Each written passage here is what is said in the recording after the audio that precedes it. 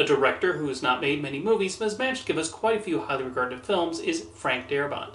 He is primarily known for his work adapting Stephen King stories, but his career encompasses more than just his relationship with the famous author. Although one of his earliest film projects was a short film adapted from one of King's stories as part of a deal where an aspiring filmmaker pays him $1 for the rights to a short story. That was The Woman in the Room, which even came close to receiving an Oscar nomination, but he would of course have to wait another decade to receive Academy recognition for a King adaptation. Darabont's big break in the film industry was serving as a writer on A Nightmare on Elm Street 3: Dream Warriors. Directed by his friend Chuck Russell, and working from Wes Craven and Bruce Wagner's initial drafts, the finished film showed a lot of creativity in depicting Freddy Krueger's torment of the patients in a psychiatric hospital. Darabont's writing showed an ability of both dialogue and imaginative scenarios, while also using pre-existing material. The success of this film then led Russell and Darabont to get their dream project made, a remake of The Blob. Taking the concept of a gelatinous blob that solves everything it comes across, they were unflinching in showing what it was capable of, and like Elm Street 3, Darabont's script took full advantage of the concept, and there is an uncertainty of who will survive to the end. Darabont was also one of 4 credited writers on The Fly 2, although that was a production went through a lot of his executive meddling, and is likely little of his materials in the finished film. Like a lot of people, I long thought Frank Darabont's first directorial feature was The Shawshank Redemption, but he actually directed a made-for-television movie in 1990 titled Buried Alive. Airing on the USA Network, it initially begins as a pretty standard erotic thriller with a woman who cheats on her husband and plots to murder him. However, it then takes a different turn and becomes more of a dark comedy when the husband seemingly returns from the dead and decides to take revenge. There's a lot of humor from the way he messes with his wife and the doctor she's having an affair with. There's some delightfully inventive plot turns, and even though this was made for television, Darabont does a lot with the camera, and in particular the house where a lot of Buried Alive is set. The cast completely understood the characters they were playing and the humor of the script. Jennifer Jason Leigh depicts Joanna's further descent into madness, while Dr. Van Owen is another slimy, unlikable character, well played by William Atherton. Tim Matheson is also able to portray his character's smarts and betrayal of his wife's actions, and Hoyt Axton stands out as the local sheriff trying to figure out these strange occurrences. Despite the pedigree involved with Buried Alive, it somehow fell into obscurity and did not even get a disc release in North America until Kino Lorber put out a Blu-ray a few years ago. While it is very different from what Frank Darabont would direct afterwards, Buried Alive nonetheless showcases skill at exploring multifaceted characters and making great use of locations available to him, and is worth seeking out if you're a fan of his work. He would eventually get the chance to direct a theatrically released feature film with, like I mentioned, The Shawshank Redemption. He was eager to adapt Stephen King's novella for many years, recognizing the cinematic possibilities of the story, although King himself was not sure how it would translate. However, Darabont pulled it off magnificently, with a fantastic film that has absolutely earned its place as a classic.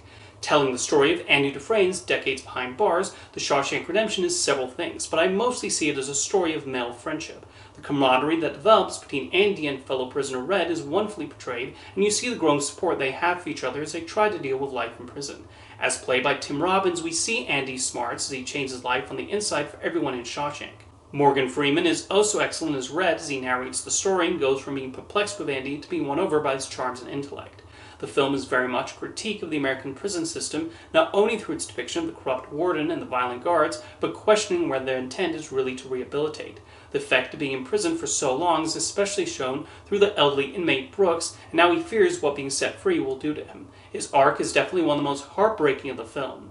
Darabont's screenplay was a largely faithful adaptation, albeit still with required changes. I think one of the smartest choices he made was replacing the various wardens that run Shawshank over the years with one character. Through Warden Samuel Norton, we see the corruption within the prison system, and it makes for stronger satisfaction when Andy bests him. I know it seems strange to say that a movie set largely in a prison with scenes of guards beating inmates and other violent acts is inspiring, but Darabont truly did succeed in making something with a positive message about the necessity of having hope even when it seems like you're stuck. Andy retains that hope, and it's how he's eventually able to pull off this plan that he formulates for several years imprisoned in Shawshank. The rest of the production team did a fantastic job of giving so much life to the film, whether it's Thomas Newman's stirring score or Raj Deacon's excellent cinematography. As is well known, The Shawshank Redemption did not find a big audience during its original theatrical run, and admittedly that title and poster is not one that tells you much about the movie. Most people, probably seeing the name on the marquee, probably thought to themselves, what's a Shawshank, and why is it being redeemed?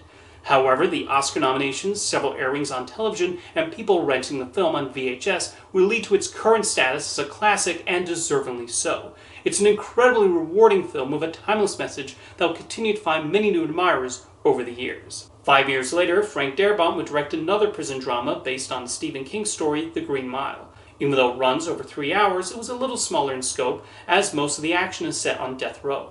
Nonetheless, the big emotions and character moments are still there, and Darabont brought the right touch to the story. Much like Shawshank, we get to know the guards and inmates here, with each having their own personality and some more hateable than others. The connection that Tom Hanks' Paul Edgecombe forms with Michael Clarke Duncan's John Coffey is well explored throughout the film, and that friendship is nice to see unfold.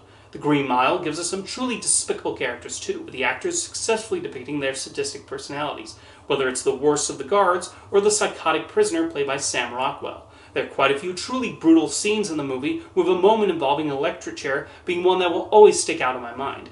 However, it's credit to Darabont's abilities that he finds the needed tonal balance of shifting between moments of horror and more emotional scenes. He was able to make the story engaging through its 3-hour length, and create the needed investment in these death row guards and inmates and the other people in their lives who are impacted by the arrival of this gentle giant.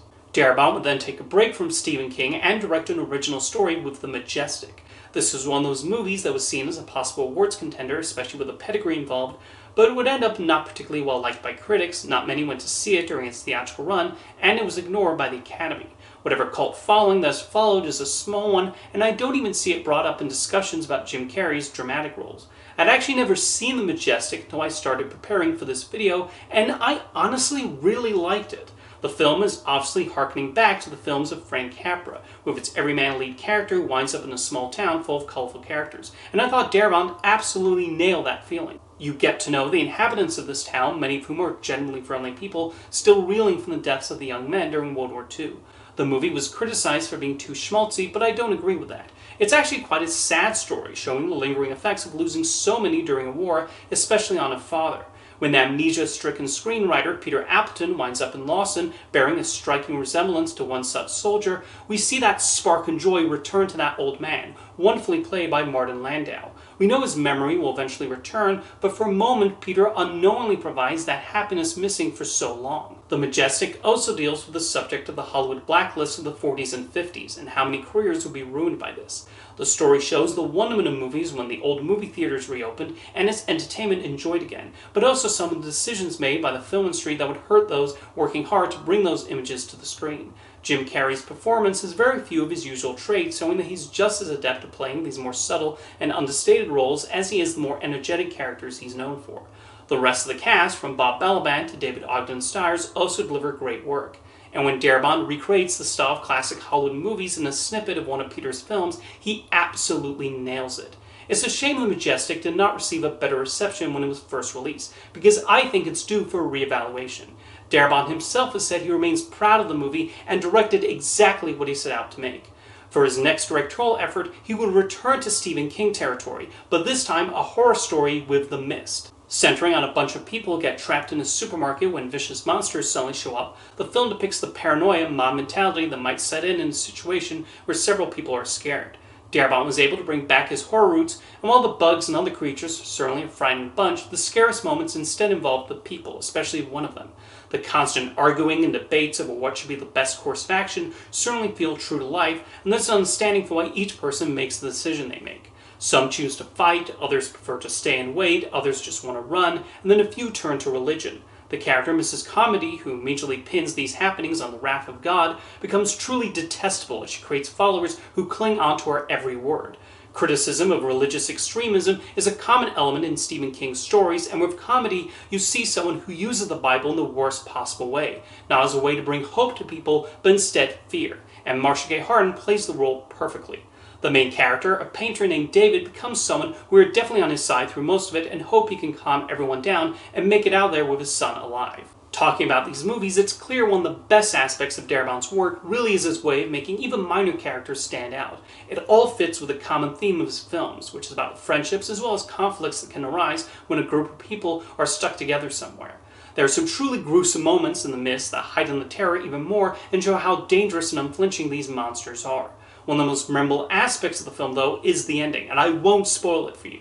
But needless to say, it's certainly one that'll leave you with a lot of feelings as the credits roll. While The Mist received decent reviews and managed to do okay at the box office, it's unfortunately the last film Frank Darabont has directed to date. although certainly not for lack of trying. He tried to get a movie about the American Civil War made, but studios did not show much interest in it, and he has expressed a desire to make an adaptation of Ray Bradbury's Fahrenheit 451. He also had the rights to a few other Stephen King stories for a while that would end up going to others. One was The Monkey, which of course recently became a film directed by Osgood Perkins, and the other was The Long Walk, which is currently in post-production under the direction of Francis Lawrence. He's been attached to direct a few other films for studios, but left due to creative disagreements. One of those, surprisingly enough, was The Huntsman Winter's War. Remember that movie? A bit of an out-of-left-field choice for him, but maybe could have done something with it. He has also dabbled in scripts for other directors. At one point, he wrote a screenplay for the fourth Indiana Jones movie, which Steven Spielberg absolutely loved and was immediately ready to put into production. However, George Lucas rejected Darabont's script for some reason, much to his disappointment. He did develop the hit television series The Walking Dead, based on the comic book, although he was fired after production of the first season due to disagreements with AMC. He also developed the show Mob City for TNT, but it was cancelled after only 6 episodes were produced. His frustrations with working in Hollywood and trying to get projects made since the release of The Mist led him to reveal a few years ago that he'd chosen to retire from directing. However, he did recently direct 2 episodes for the upcoming 5th season of Stranger Things, as he was a fan of the show and leapt at the opportunity. So maybe with the right script and producers backing him, we could see the words, directed by Frank Darabont, on the big screen again. For now, though, he has given us so many worthwhile films as both a director and writer, full of compelling characters, inventive stories, and plenty of emotion, as well as horror. See you next time.